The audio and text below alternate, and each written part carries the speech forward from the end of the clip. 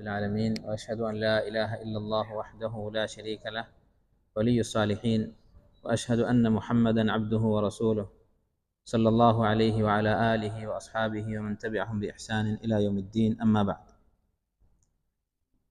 അർബഈൻ നബവിയ്യയുടെ മൂന്നാമത്തെ ഹദീസാണ് ഇൻഷാ അല്ലാഹ് നമ്മൾ ഇന്ന് വായിക്കുന്നത്.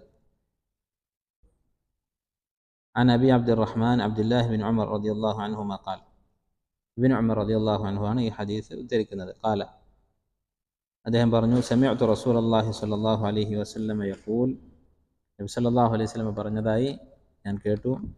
ബുനിയൽ ഇസ്ലാമു അലാ ഖംസ്, ഇസ്ലാം 5 കാര്യങ്ങളിലായി കെട്ടിപ്പടുത്തിരിക്കുന്നു.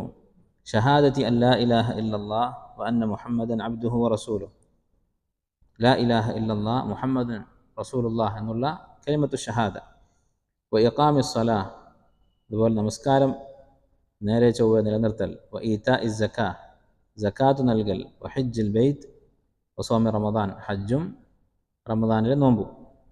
റവാഹുൽ ബുഖാരി വ മുസ്ലിം, ഇമാം ബുഖാരി മുസ്ലിമും ഉദ്ധരിച്ചിട്ടുള്ളതാണ് ഈ ഹദീസ്. ഈ ഹദീസ് പഠിപ്പിക്കുന്ന കാര്യം എന്താണ്? അർക്കാനുൽ ഇസ്ലാം, ഇസ്ലാമിൻ്റെ നെടുന്തൂണുകളായിട്ടുള്ള 5 കാര്യങ്ങൾ. അതാണ് ഈ ഹദീസിൻ്റെ ഉള്ളടക്കം. ഈ ഹദീസുമായി ബന്ധപ്പെട്ട് ഇൻഷാ അല്ലാഹ് 5 മസ്അലകളാണ്, 5 കാര്യങ്ങളാണ് വിശദീകരിക്കാൻ ഉദ്ദേശിക്കുന്നത്. പ്രധാനമായും ഈ ഹദീസിൽ നിന്ന് ഉൾക്കൊള്ളേണ്ട, മനസ്സിലാക്കേണ്ട 5 വിഷയങ്ങളുണ്ട്. ഒന്ന്, എന്താണ് അർക്കാനുൽ ഇസ്ലാം എന്നതുകൊണ്ട് ഉദ്ദേശിക്കുന്നത്? ഇസ്ലാം കാര്യങ്ങൾ, ഇസ്ലാമിൻ്റെ നെടുന്തൂണുകൾ എന്ന് പറഞ്ഞാൽ എന്താണ് അതിൻ്റെ അർത്ഥം? എന്താണ് ഈ 5 കാര്യങ്ങളുടെ പ്രത്യേകത?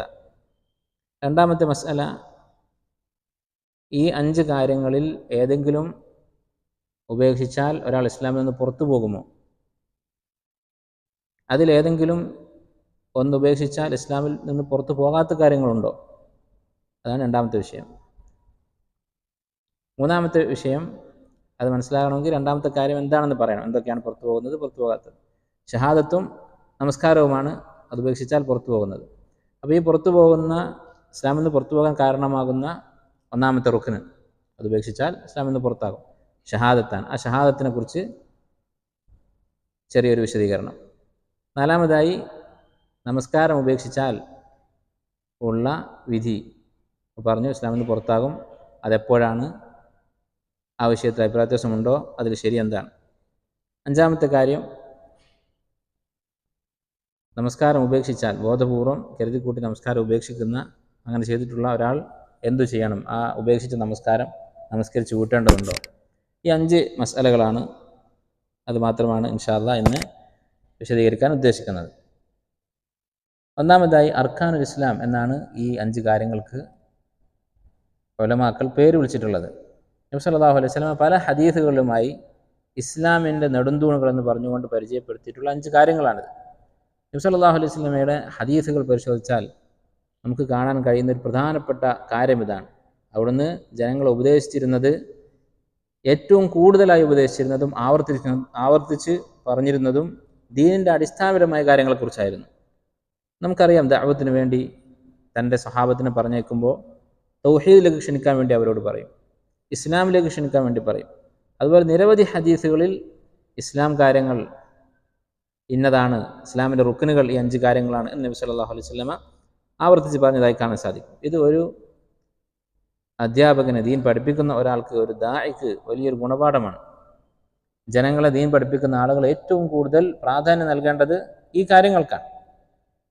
അള്ളാഹും റസൂലും ആവർത്തിച്ച് പറഞ്ഞ കാര്യങ്ങൾ, ഖുർആനിലും സുന്നത്തിലും പ്രാധാന്യത്തോടു കൂടി പഠിപ്പിച്ചിട്ടുള്ള കാര്യങ്ങൾ, അത് ജനങ്ങളെ പഠിപ്പിക്കാനായിരിക്കണം ഏറ്റവും ശ്രദ്ധ കാണിക്കേണ്ടത്. നോക്കൂ നിങ്ങൾ, നബി സല്ലല്ലാഹു അലൈഹി വസല്ലമയുടെ ഖുതുബയെക്കുറിച്ച്, വെള്ളിയാഴ്ച ഖുതുബയെക്കുറിച്ച് ജാബിർ ഇബ്നു സമുറ റളിയല്ലാഹു അൻഹു നിന്ന് ഇമാം മുസ്ലിം റഹിമഹുല്ലാഹു ഉദ്ധരിക്കുന്ന ഹദീസിൽ കാണാം. സ്വഹാബിയായ ജാബിർ ഇബ്നു സമുറ റളിയല്ലാഹു അൻഹു പറയുന്നു, കാനത്ത് ലിനബി സല്ലല്ലാഹു അലൈഹി വസല്ലമ ഖുതുബതാൻ, നബി സല്ലല്ലാഹു അലൈഹി വസല്ലമക്ക് 2 ഖുതുബകൾ ഉണ്ടായിരുന്നു. വെള്ളിയാഴ്ച ഇടയിൽ ഒരു ഇരുത്തം കൊണ്ട് വേർതിരിച്ച 2 ഖുതുബകൾ. യജ്ലിസു ബൈനഹുമ, ആ ഖുതുബകൾക്കിടയിൽ അവിടുന്ന് ഇരിക്കും. എന്തായിരുന്നു ഖുതുബയിൽ പറയാറുണ്ടായിരുന്നത്? ഈ 2 ഖുതുബയുടെയും വിഷയം എന്തായിരുന്നു? യഖറഉൽ ഖുർആന വയുദക്കിറുന്നാസ്, ഖുർആൻ ഓതും, ജനങ്ങളെ ഓർമ്മിപ്പിക്കും. എന്താണ് ഓർമ്മിപ്പിക്കുക? ദീനിനെക്കുറിച്ച്, ആഖിറത്തിനെക്കുറിച്ച്. അപ്പോൾ ദീൻ പഠിപ്പിക്കുന്ന ഏതൊരാളും, അത് ഒരു ഖതീബാകാം, അധ്യാപകനാകാം, മാതാപിതാക്കളാവാം, ആരാണെങ്കിലും പഠിപ്പിക്കേണ്ട ഏറ്റവും പ്രധാനപ്പെട്ട കാര്യം ഖുർആനിൽ എന്താണുള്ളത്, ഖുർആനിൽ എന്താണ് ആവർത്തിച്ച് പറഞ്ഞിട്ടുള്ളത്, റസൂലുള്ളാഹി സ്വല്ലല്ലാഹു അലൈഹി വസല്ലമ എന്താണ് പഠിപ്പിച്ചിട്ടുള്ളത്, അതായിരിക്കണം. ഇനി എന്തുകൊണ്ടാണ് ഈ 5 കാര്യങ്ങളെ അർക്കാനുൽ ഇസ്ലാം എന്ന് വിളിക്കുന്നത്? എന്താണ് അതിൻ്റെ അർത്ഥം? എന്താണ് അതിൻ്റെ ഉദ്ദേശം? നമ്മൾ കഴിഞ്ഞ ഹദീസ് ജിബ്രീൽ എന്ന പേരിൽ അറിയപ്പെട്ട ഹദീസിൽ വിശദീകരിക്കുകയുണ്ടായി. ഇസ്ലാം എന്ന് പറഞ്ഞാൽ 2 അർത്ഥത്തിൽ പ്രയോഗിക്കും. ഒന്ന്,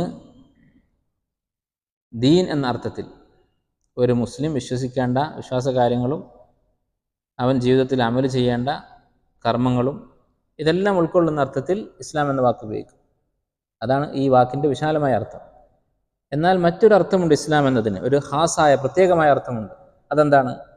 അഅ്മാലുൽ ജവാരിഹ്, നമ്മൾ അവയവങ്ങൾ കൊണ്ട് ചെയ്യേണ്ട അമലുകൾ, കർമ്മങ്ങൾ.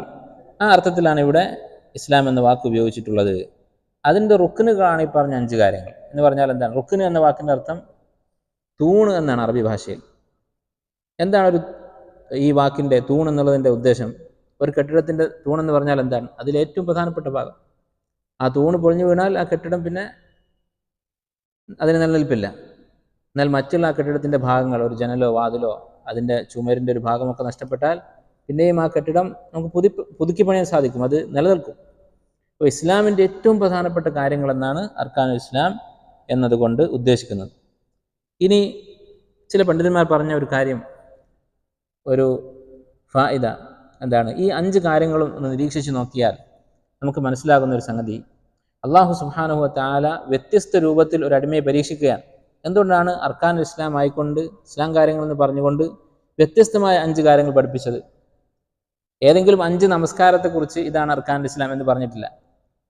അല്ലെങ്കിൽ 5 ദിവസങ്ങളിലായിട്ടുള്ള പ്രത്യേക നോമ്പുകളെക്കുറിച്ച് ഇതാണ് അർക്കാനുൽ ഇസ്ലാം എന്ന് പറഞ്ഞിട്ടില്ല. നേരെ മറിച്ച് നമസ്കാരമുണ്ട്, ഷഹാദത്തുണ്ട്, നോമ്പുണ്ട്, വ്യത്യസ്തമായ അമലുകളെക്കുറിച്ചാണ് അർക്കാനുൽ ഇസ്ലാം എന്ന് പറഞ്ഞത്. ഇങ്ങനെ വ്യത്യസ്തമായ റുക്നുകൾ പഠിപ്പിക്കാനുള്ള കാരണം, അതിൻ്റെ പിന്നിൽ ഉള്ള ഹിക്മത്ത് ഇന്നതായിരിക്കാം എന്ന് പറഞ്ഞുകൊണ്ട് പല ഉലമാക്കളും, ഷെയ്ഖ് ഇബ്നു ഉസൈമീൻ റഹിമഹുല്ലാഹ് ഒക്കെ പറഞ്ഞിട്ടുള്ളൊരു കാര്യം, അല്ലാഹു സുബ്ഹാനഹു വ തആല തൻ്റെ അടിമയെ പരീക്ഷിക്കുകയാണ്. ആരാണ് അള്ളാഹുവിൻ്റെ ശരിയായ അടിമ? ഒരു അടിമ എപ്പോഴാണ് പൂർണ്ണനായ ഒരു അടിമയാകുന്നത്? തൻ്റെ യജമാനൻ എന്തു പറഞ്ഞാലും അനുസരിക്കും എന്ന് വരുമ്പോഴാണ്. ഇപ്പോൾ വ്യത്യസ്ത രൂപത്തിൽ അല്ലാഹു തആല അടിമയെ പരീക്ഷിക്കുന്നതാണ്. ഷഹാദത്ത് കലിമ അത് മനസ്സും നാവും കൊണ്ടാണ് നമ്മൾ പറയുന്നത്. മനസ്സിൽ അറിഞ്ഞ് നാവ് കൊണ്ട് പറയണം എന്ന് കഴിഞ്ഞ ഹദീസിൻ്റെ വിശദീകരണത്തിൽ നമ്മൾ പറഞ്ഞിട്ടുണ്ട്. അപ്പോൾ അങ്ങനെ മനസ്സുകൊണ്ടും നാവ് കൊണ്ടുമായി ഒരുമിച്ച് ചെയ്യേണ്ട ഒരു അമൽ പഠിപ്പിച്ചു. രണ്ടാമത്തേത് നമസ്കാരം, അത് ശരീരം കൊണ്ട് ചെയ്യേണ്ട അമലാണ്. പിന്നീട് സക്കാത്ത് പഠിപ്പിച്ചു. സക്കാത്ത് അത് സമ്പത്ത് കൊണ്ട് ചെയ്യേണ്ടതാണ്. അതുപോലെ ഹജ്ജ് ശരീരം കൊണ്ട് ചെയ്യേണ്ടതാണ്. ശരീരവും സമ്പത്തും ആവശ്യമായി വരും. നോമ്പ് അത് ശരീരം കൊണ്ട് ചെയ്യേണ്ടതാണ്. നോമ്പും മറ്റുള്ള ശാരീരികമായ അർക്കാനുകളും അമലുകളും തമ്മിലുള്ള വ്യത്യാസം എന്താണ്? നമസ്കാരവും ഹജ്ജുമൊക്കെ അള്ളാഹു കൽപ്പിച്ച ചില കാര്യങ്ങൾ ചെയ്യുകയാണ്. നോമ്പ് അള്ളാഹു ചെയ്യരുത് എന്ന് പറഞ്ഞ ചില കാര്യങ്ങൾ ഒഴിവാക്കുകയാണ്. അപ്പോൾ നമ്മുടെ ശരീരം കൊണ്ട് അള്ളാഹു എന്ത് ചെയ്യണമെന്ന് പറഞ്ഞത് നമ്മൾ ചെയ്യും, എന്ത് ചെയ്യരുത് എന്ന് പറഞ്ഞത് നമ്മൾ ഉപേക്ഷിക്കും. നമ്മുടെ സമ്പത്ത് എവിടെ ചെലവഴിക്കണം,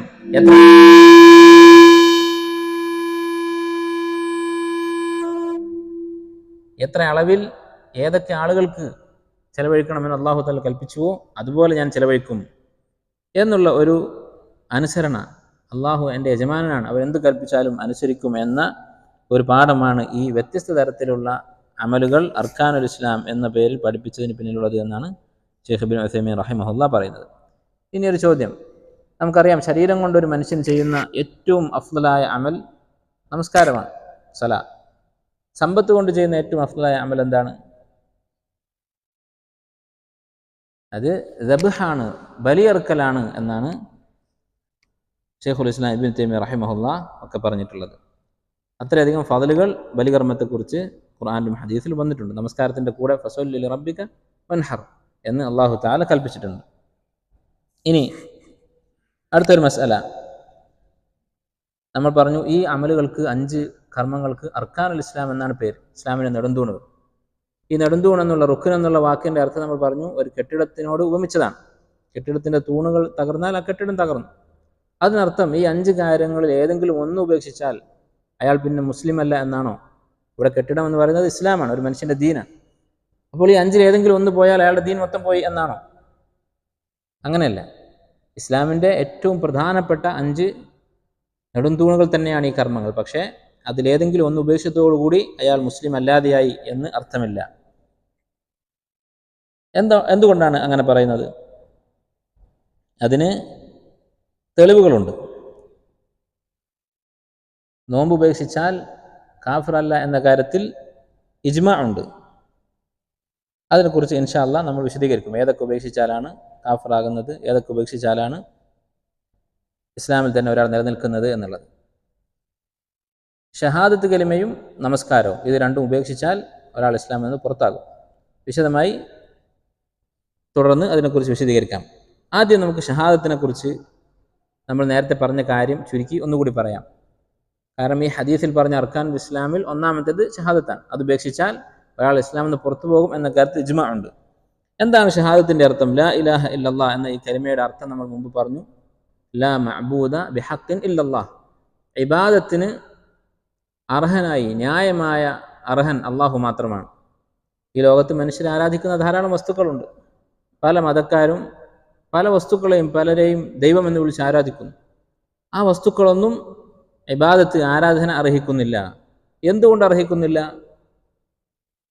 എല്ലാവരും ഏകോപിച്ചിട്ടുള്ള കാര്യമാണ്. സൃഷ്ടാവ് ഒരാൾ മാത്രമാണ്. ലോകത്ത് 2 സൃഷ്ടാവുണ്ട് എന്ന് പറയുന്ന ആരും ഉണ്ടാവുകയില്ല. അപ്പോൾ സൃഷ്ടാവ് അള്ളാഹു സുബ്ഹാനഹു വ തആലയാണ്, ഒരുവനാണ്. അതിലാർക്കും തർക്കമില്ല. ആ സൃഷ്ടികർമ്മം എന്നുള്ള നിഅമത്ത്, അതിനുള്ള നന്ദിയാണ് ഇബാദത്ത് എന്ന് പറയുന്നത്. അത് ഈ സൃഷ്ടാവ് മാത്രമേ അർഹിക്കുന്നുള്ളൂ എന്നുള്ളത് കേവലം യുക്തി മാത്രമാണ്. അത് മനുഷ്യൻ്റെ ഫിത്രത്ത്, അവൻ്റെ ശുദ്ധ പ്രകൃതം അംഗീകരിച്ചിട്ടുള്ള കാര്യമാണ്. തന്നെ സൃഷ്ടിച്ചവന് മാത്രമായിരിക്കണം ഇബാദത്ത് എന്നുള്ളത്. അപ്പോൾ ഇതാണ് ലാ ഇലാഹ ഇല്ലല്ലയുടെ അർത്ഥം. ആരാധന അള്ളാഹുവിന് മാത്രം. ലാ മഅബൂദ ബിഹഖിൻ ഇല്ലല്ലാഹ്. അതിന് ഖുർആനിൽ തെളിവുണ്ട്. നമുക്കറിയാം, എല്ലാ നബിമാരും വന്നത് ലാ ഇലാഹ ഇല്ലല്ലാഹ് എന്ന് പറയാൻ പഠിപ്പിക്കാൻ വേണ്ടിയാണ്. ഈ നബിമാർ എങ്ങനെയായിരുന്നു ജനങ്ങളോട് ദഅവത്ത് ചെയ്തിരുന്നത്? എന്തായിരുന്നു ജനങ്ങളെ പഠിപ്പിച്ചിരുന്നത്? അല്ലാഹു തആല പറയുന്നു, വലഖദ് ബഅസ്നാ ഫീ കുല്ലി ഉമ്മത്തിൻ റസൂലൻ, ഓരോ ഉമ്മത്തിലും ഞാനൊരു റസൂലിനെ പറഞ്ഞു വെച്ചിട്ടുണ്ട്. എന്തിനു വേണ്ടി? അനിഅ്ബുദുല്ലാഹ വജ്തനിബു ത്വാഗൂത്ത്, അള്ളാഹുവിനെ ആരാധിക്കുക, ത്വാഗൂത്തുകളെ ഉപേക്ഷിക്കുക, വ്യാജ ദൈവങ്ങളെ ഉപേക്ഷിക്കുക എന്ന് പഠിപ്പിക്കാൻ വേണ്ടി. അപ്പോൾ ലാ ഇലാഹ ഇല്ലല്ലാഹ് എന്ന് പഠിപ്പിക്കാൻ വേണ്ടിയാണ് നബിമാരൊക്കെ വന്നത്. അതേ നബിമാരുടെ നിയോഗത്തെക്കുറിച്ച് അല്ലാഹു തആല പറയുന്നു, അള്ളാഹുവിനെ ആരാധിക്കാനും മറ്റുള്ള ആരാധ്യ വസ്തുക്കൾ ഉപേക്ഷിക്കാനും വേണ്ടി. അപ്പോൾ ലാ ഇലാഹ ഇല്ലല്ലാഹയുടെ അർത്ഥം എന്താണ്? അള്ളാഹുവിനെ ആരാധിക്കുക, മറ്റുള്ള ആരാധ്യ വസ്തുക്കളെ ഉപേക്ഷിക്കുക എന്ന് മാത്രമല്ല, നബി സല്ലല്ലാഹു അലൈഹി വസല്ലമയുടെ ചരിത്രം പരിശോധിച്ചാൽ എന്താണ് നമുക്ക് മനസ്സിലാകുന്നത്? നബി സല്ലല്ലാഹു അലൈഹി വസല്ലമയുടെ ശത്രുക്കളായിരുന്ന മക്കയിലെ മുശ്രിക്കുകൾ, ഖുറൈശികൾ, അവരും നബി സല്ലല്ലാഹു അലൈഹി വസല്ലമയും തമ്മിലുള്ള പ്രശ്നം എന്തായിരുന്നു? അവരുടെ കൂട്ടത്തിൽ അള്ളാഹുവിനെ നിഷേധിക്കുന്ന ആരെങ്കിലും ഉണ്ടായിരുന്നോ? അള്ളാഹ് എന്ന ഒരുവനില്ല എന്ന് പറയുന്ന ആരെങ്കിലും ഉണ്ടായിരുന്നോ? ഇല്ല. നമുക്കറിയാം, നബി സല്ലല്ലാഹു അലൈഹി വസല്ലമയുടെ പിതാവിൻ്റെ പേര് എന്താണ്? അബ്ദുള്ള എന്നാണ്. അവർ അള്ളാഹുവിൽ വിശ്വസിച്ചിരുന്നു. അള്ളാഹുവിൻ്റെ അടിമ എന്നാണ് അദ്ദേഹത്തിൻ്റെ പേര്. അവർ അള്ളാഹുവിന് വേണ്ടി ഇബാദത്തുകൾ ചെയ്തിരുന്നു. നമുക്കറിയാം, ഉമർ റളിയല്ലാഹു അൻഹു നബി സല്ലല്ലാഹു അലൈഹി വസല്ലമയോട് വന്ന് പറയുന്ന ഒരു സംഭവം സ്വഹീഹ് മുസ്ലിമിൽ കാണാം. ഞാൻ ജാഹിലിയ്യ കാലത്ത് ഒരു ദിവസം ഹറമിൽ ഇഅ്തികാഫിരിക്കാം എന്ന് നേർച്ച നേർന്നിരുന്നു. ആ നേർച്ച ഇപ്പോൾ വീട്ടേണ്ടതുണ്ടോ എന്ന് ചോദിച്ചു. നബി സല്ലല്ലാഹു അലൈഹി വസല്ലമ ആ നേർച്ച വീട്ടാൻ വേണ്ടി പറഞ്ഞു.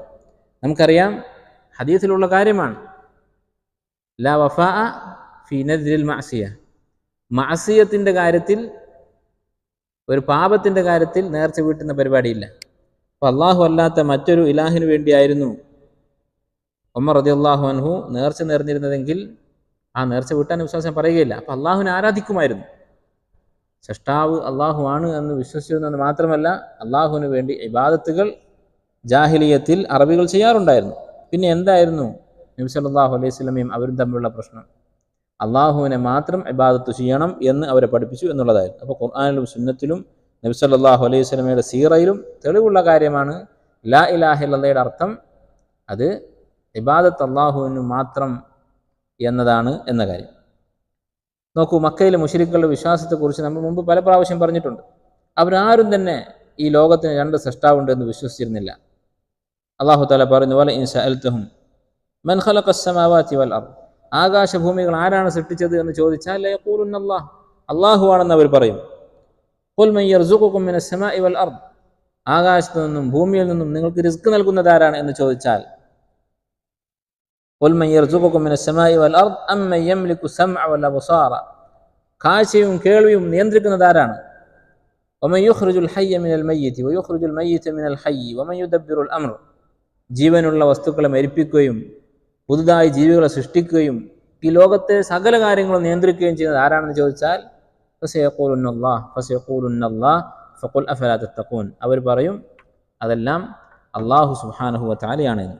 അപ്പോൾ സൃഷ്ടാവ് ഒന്നേ ഉള്ളൂ എന്ന കാര്യത്തിൽ മക്കയിലെ മുശ്രിക്കുകളുമായി നബി സല്ലല്ലാഹു അലൈഹി വസല്ലമ തർക്കിക്കേണ്ടി വന്നിട്ടില്ല. അതുപോലെ തന്നെ ഭാഷയിൽ ഈ അർത്ഥമാണ് മനസ്സിലാക്കാൻ സാധിക്കുന്നത്. ഇലാഹ് എന്നുള്ള വാക്കിൻ്റെ അർത്ഥം മഅബൂദ് എന്നാണ്, ആരാധിക്കപ്പെടുന്നവൻ. ഖാലിഖ് എന്നല്ല. ഇലാഹ് എന്നുള്ള വാക്കിൻ്റെ അർത്ഥം സൃഷ്ടാവ്, ഖാലിഖ് എന്നല്ല മഅബൂദ് എന്നാണ്. അപ്പോൾ ആരാധനക്കർഹൻ അള്ളാഹു മാത്രമാണ്, അവനെ മാത്രമേ ഇബാദത്ത് ചെയ്യാവൂ, ആരാധിക്കാവൂ. ഇതാണ് ലാ ഇലാഹ ഇല്ലല്ലാഹ് എന്നുള്ള ഷഹാദത്തിൻ്റെ അർത്ഥം. അതുപോലെ മുഹമ്മദുൻ റസൂലുള്ളാഹ് എന്ന ഷഹാദത്തിൻ്റെ അർത്ഥം നമ്മൾ മുമ്പ് പറഞ്ഞിട്ടുണ്ട്. മുഹമ്മദ് നബി സല്ലല്ലാഹു അലൈഹി വസല്ലമ അള്ളാഹുവിൻ്റെ ദൂതനാണ് എന്ന് വിശ്വസിക്കുക. ഉലമാക്കൾ പറയുന്ന ഒരു വാക്ക് നമ്മൾ പറഞ്ഞു, അബ്ദുൻ ലാ യുഅബദ് റസൂലുൻ വലാ യുകദ്ദബ്.